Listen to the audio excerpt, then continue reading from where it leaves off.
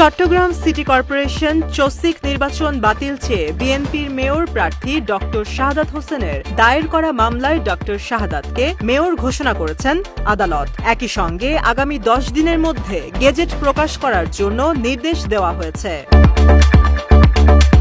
1 October মঙ্গলবার দুপুর 12টায় নির্বাচনী ট্রাইব্যুনাল এবং যুগ্ম জেলা ও দায়রা জজ মোহাম্মদ খায়রুল আমিনের আদালত এই রায় দেন।